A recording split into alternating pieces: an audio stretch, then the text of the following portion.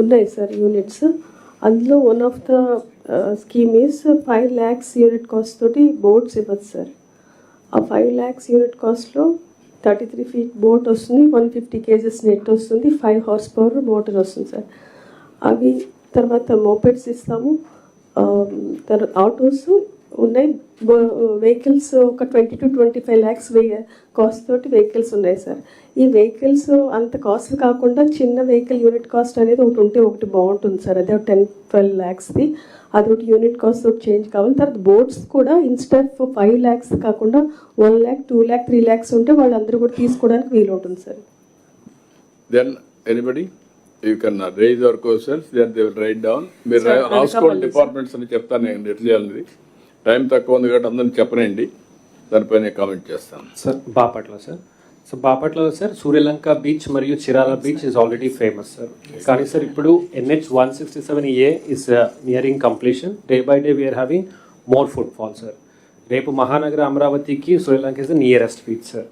ఇది long stretch of beach sir and చాలా pristine beaches ఉన్నాయి and we're seeing increased interest sir. ఈ మొత్తం బీచ్ని we have to have a special look sir and give a proper guide lines so that tourism అనేది ఒక మంచి డైరెక్షన్లో highest క్వాలిటీలో మేము ముందు తీసుకెళ్ళగలుగుతాం సార్. మీ దగ్గర Suryalanka one of the most beautiful and scenic place. అది కానీ కరెక్ట్గా ప్లాన్ చేస్తే హైదరాబాద్కి దట్ ఈస్ ఎ గేట్వే. ఎందుకంటే బీచెస్ ఎక్కడా లేవు, అక్కడ అందరూ ఇక్కడికే వస్తారు. అక్కడి నుంచి మీరు ఒక మాస్టర్ ప్లాన్ తయారు చేసి డిపార్ట్మెంట్ కూడా మొన్న కూడా చెప్పాను నేను, one of the most advanced companies ఏవైతే ఉన్నాయో క్రియేటివ్ కంపెనీస్ రావాలి. ఎవరికంటే వాళ్ళకి ఇచ్చేసి ఆడ ఒక చిన్న హోటల్ కట్టేసి దాన్ని స్పాయిల్ చేస్తే కరెక్ట్ కాదు. హై అండ్ టూరిస్ట్ కూడా వచ్చే పరిస్థితి రావాలి. దానివల్ల ఎకనామిక్ యాక్టివిటీ పెరుగుతుంది.